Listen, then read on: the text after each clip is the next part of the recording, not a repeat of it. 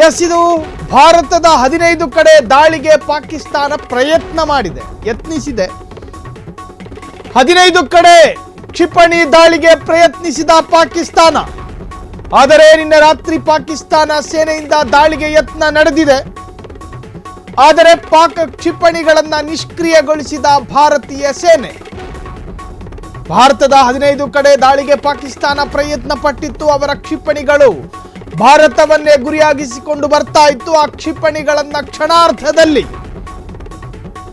ತಿಲಾಂಜಲಿ ಇಟ್ಟಿದೆ ಭಾರತ. ಯಾವ ಸ್ಪೀಡಲ್ಲಿ ಬಂತು ಅದೇ ಸ್ಪೀಡಲ್ಲಿ ಕೆಳಕಪ್ಪಳಿಸಿದೆ. ಭಾರತೀಯ ಯೋಧರು ಅದನ್ನ ನಿಷ್ಕ್ರಿಯಗೊಳಿಸಿದ್ದಾರೆ. ಪಾಕಿಸ್ತಾನಿಗಳು ಸಾಕಷ್ಟು ಕಡೆಗಳಲ್ಲಿ ದಾಳಿಗೆ ಪ್ರಯತ್ನ ಪಟ್ಟಿದ್ರು. ಭಾರತದ 15 ಕಡೆ ಕ್ಷಿಪಣಿ ದಾಳಿಗೆ ಪ್ರಯತ್ನ ಮಾಡಿದ್ರು ಪಾಕಿಸ್ತಾನದ ಕ್ಷಿಪಣಿ ಬಂದಿತ್ತು ಭಾರತವನ್ನು ಗುರಿಯಾಗಿಸಿಕೊಂಡು. ಆದರೆ ನಿನ್ನೆ ರಾತ್ರಿ ಪಾಕಿಸ್ತಾನ ಸೇನೆಯಿಂದ ದಾಳಿಗೆ ಪ್ರಯತ್ನ ಆಗಿತ್ತು. ಪಾಕ್ ಕ್ಷಿಪಣಿಗಳನ್ನು ನಿಷ್ಕ್ರಿಯಗೊಳಿಸಿದಂತಹ ಭಾರತೀಯ ಸೇನೆ ಅದರಲ್ಲಿ ಯಶಸ್ಸಾಗಿದೆ. ಭಾರತದ 15 ಕಡೆ ದಾಳಿಗೆ ಪ್ರಯತ್ನ, ಒಂದೆರಡು ಕಡೆ ಅಲ್ಲ.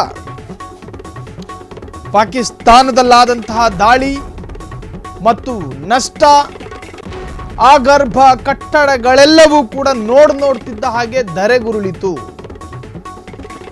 4 ಕ್ಷಿಪಣಿಗಳನ್ನ ಏಕಕಾಲಕ್ಕೆ ಒಂದು ಕಟ್ಟಡವನ್ನ ಗುರಿಯಾಗಿಸಿಕೊಂಡು ಬಿಟ್ಟ ಕ್ಷಿಪಣಿ ಅಟ್ ಎ ಸೇಮ್ ಟೈಮ್ ಬಂದು ಅಪ್ಪಳಿಸಿದಾಗ ಒಂದು ಕಾಲದ ಭವ್ಯ ಬಂಗಲೆ, ಒಂದು ಕಾಲದ ಭವ್ಯ ಮರ್ಕಸ್ ನೋಡ್ತಿದ್ದ ಹಾಗೆ ಧೂಳಿನಲ್ಲಿ ವಿಲೀನಗೊಳ್ಳೋ ರೀತಿಯ ತೂಫಾನ್ ತರ ಎಲ್ಲವೂ ಕೂಡ ಧರೆಗುರುಳಿದೆ. ಭವ್ಯ ಕಟ್ಟಡದ ಗೋಡೆಗಳು ಧ್ವಂಸ ಆಯಿತು. ಒಳಗಿದ್ದ ಎಲ್ಲ ಸಾಮಗ್ರಿಗಳು ಚೆಲ್ಲಾಪಿಲ್ಲಿಯಾಗಿತ್ತು. ಭಾರತದ ದಾಳಿ ಇದಕ್ಕೆ ಸಂಬಂಧಪಟ್ಟ ಹಾಗೆ ಮಧ್ಯರಾತ್ರಿ ಭಾರತದ ಮೇಲೆ ದಾಳಿಗೆ ಪಾಕಿಸ್ತಾನ ಪ್ರಯತ್ನ. ಸರ್ಜಿಕಲ್ ಸ್ಟ್ರೈಕ್ ಬೆನ್ನಲ್ಲೇ ಭಾರೀ ದಾಳಿಗೆ ಪ್ರಯತ್ನ, ಅದು ವಿಫಲ ಯತ್ನ. ಉತ್ತರ ಭಾರತ, ಪಶ್ಚಿಮ ಭಾರತದ ಮೇಲೆಯೂ ಕೂಡ ದಾಳಿಗೆ ಪ್ರಯತ್ನ ಪಟ್ಟಿತ್ತು. ಮಧ್ಯರಾತ್ರಿ ಭಾರತದ ಮೇಲೆ ದಾಳಿಗೆ ಪಾಕಿಸ್ತಾನ ಹರಸಾಹಸ ಪಟ್ಟಿತ್ತು. ಸರ್ಜಿಕಲ್ ಸ್ಟ್ರೈಕ್ ಬೆನ್ನಲ್ಲೇ ಭಾರೀ ದಾಳಿಗೆ ಯತ್ನ. ಉತ್ತರ ಭಾರತ ಜೊತೆಗೆ ಪಶ್ಚಿಮ ಭಾರತದ ಮೇಲೆ ದಾಳಿಗೆ ಪ್ರಯತ್ನ ಆಗಿತ್ತು ಎಂದು ಹೇಳಲಾಗ್ತಿದೆ. ಮಧ್ಯರಾತ್ರಿ ಭಾರತದ ಮೇಲೆ ದಾಳಿಗೆ ಪಾಕಿಸ್ತಾನ ಯತ್ನ. ಸರ್ಜಿಕಲ್ ಸ್ಟ್ರೈಕ್ ಬೆನ್ನಲ್ಲೇ ಭಾರೀ ದಾಳಿಗೆ ಪ್ರಯತ್ನ. ಉತ್ತರ ಭಾರತ, ಪಶ್ಚಿಮ ಭಾರತದ ಮೇಲೆ ದಾಳಿಗೆ ಪ್ರಯತ್ನ ಆಗಿತ್ತು. ಈಗಾಗಲೇ ಭಾರತದ ಸಾಕಷ್ಟು ಗಡಿ ಭಾಗದಲ್ಲೂ ಕೂಡ ಲೆಕ್ಕಕ್ಕಿಂತ ಹೆಚ್ಚು ಯೋಧರ ನಿಯೋಜನೆಯಾಗಿದೆ. ಶಸ್ತ್ರ ಸಜ್ಜಿತರಾಗಿ ಭಾರತದ ಸೇನೆ ಎಲ್ಲದಕ್ಕೂ ತಯಾರಾಗಿಯೇ ಬಾರ್ಡರ್ ಏರಿಯಾಗಳಲ್ಲಿ ನಿಂತುಕೊಂಡಿದೆ. ಇಷ್ಟಾಗಿಯೂ ಅರ್ಧರಾತ್ರಿಯಲ್ಲಿ ಭಾರತದ ಮೇಲೆ, ಅದರಲ್ಲೂ ಭಾರತದ 15 ಪ್ರಮುಖ ನಗರಗಳನ್ನು ಗುರಿಯಾಗಿಸಿ ಪಾಕಿಸ್ತಾನದವರು ಕ್ಷಿಪಣಿ ದಾಳಿ ಮಾಡೋದಕ್ಕೆ ಯತ್ನ ಮಾಡಿದ್ರು. ಆದರೆ ಆ ಯತ್ನಗಳನ್ನೆಲ್ಲ ಸರ್ವನಾಶ ಮಾಡಿದೆ ಭಾರತದ ಸೇನೆ. ಉತ್ತರ ಭಾರತ ಮತ್ತು ಪಶ್ಚಿಮ ಭಾರತದಲ್ಲಿ ಪ್ರಯತ್ನ ಮಾಡಿತ್ತು. ಸರ್ಜಿಕಲ್ ಸ್ಟ್ರೈಕ್ ಬೆನ್ನಲ್ಲೇ ಭಾರಿ ದಾಳಿಗೆ ಯತ್ನ. ಈಗಾಗಲೇ ಟ್ರಿಗರ್ನಲ್ಲಿ ಕೂತಿರ್ತಕ್ಕಂತಹ ಪಾಕಿಸ್ತಾನ ಏನು ಮಾಡಬೇಕು ಏನು ಮಾಡಬಾರದು ಎನ್ನುವಂತಹ ಗಾಬರಿಗೆ ಬಿದ್ದಿದೆ. ಆತುರದಲ್ಲಿ ಅವಸರದಲ್ಲಿ ಭಾರತದ 15 ಕಡೆ ದಾಳಿ ಮಾಡೋಣ ಅನ್ಕೊಂಡಿತ್ತೇನು, ಆದರೆ ದಾಳಿ ಮಾಡೋದಕ್ಕೆ ಸಾಧ್ಯ ಆಗಲಿಲ್ಲ. ಭಾರತೀಯ ಸೇನೆ ಅದನ್ನ ಹೊಡೆದುರುಳಿಸಿದೆ. ಉತ್ತರ ಭಾರತ ಮತ್ತು ಪಶ್ಚಿಮ ಭಾರತದ ಮೇಲೆ ದಾಳಿಗೆ ಪ್ರಯತ್ನ ನಡೆದಿತ್ತು. ನೀವು ಏನೇ ಪ್ರಯತ್ನ ಪಡಿ, ನೀವೇನೇ ಪ್ಲಾನ್ ಮಾಡ್ಕೊಳ್ಳಿ, ಭಾರತದ ಯೋಧರ ತಂತ್ರದ ಮುಂದೆ, ಭಾರತದ ಮುಂದೆ ಪಾಕಿಸ್ತಾನದ ಸರ್ವ ಪ್ರಯತ್ನಗಳು ಕೂಡ ನೆಲಕಚ್ಚಲಿದೆ. ಸರ್ಜಿಕಲ್ ಸ್ಟ್ರೈಕ್ ಆಯಿತು. ಆಪರೇಷನ್ ಸಿಂಧೂರದಲ್ಲಿ ಸಾಕಷ್ಟು ಪಾಕಿಸ್ತಾನದ ಉಗ್ರರು ದಾರುಣವಾಗಿ ಅಂತ್ಯ ಕಂಡರು. ಅದಾದ ನಂತರ ಪಾಕಿಸ್ತಾನಿಗಳು ಪ್ರತಿದಾಳಿ ಮಾಡೋದಕ್ಕೆ ಹಾತೊರಿತಾ ಇದೆ. ಯಾವುದೇ ಕ್ಷಣವನ್ನು ಕೂಡ ಅವಕಾಶಕ್ಕಾಗಿ ಕಾಯ್ತಾ ಇದೆ.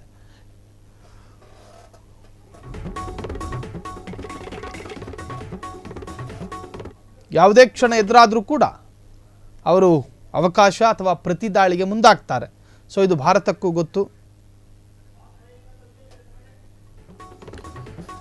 ಎಸ್, ಭಾರತ ಮತ್ತು ಪಾಕ್ ಗಡಿಯಲ್ಲಿ ಗಡಿಬಿಡಿ. 15 ಕಡೆಗಳಲ್ಲಿ ಮಧ್ಯರಾತ್ರಿ ಪಾಕಿಸ್ತಾನ ಕ್ಷಿಪಣಿ ದಾಳಿ ಮಾಡೋದಕ್ಕೆ ಪ್ರಯತ್ನ ಪಟ್ಟಿತ್ತು.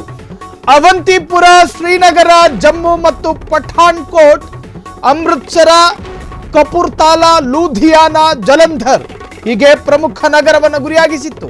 ಆದಂಪುರ್, ಭಟಿಂಡಾ, ಚಂಡೀಗಢ, ನಲ್, ಫಲೋಡಿ, ಉತ್ತರಲಾಯ್, ಭುಜ್ ಮೇಲೆ ದಾಳಿಗೆ ಯತ್ನಿಸಿದ್ದ ಪಾಕಿಸ್ತಾನ ಎಲ್ಲವೂ ವಿಫಲ ಆಗಿದೆ.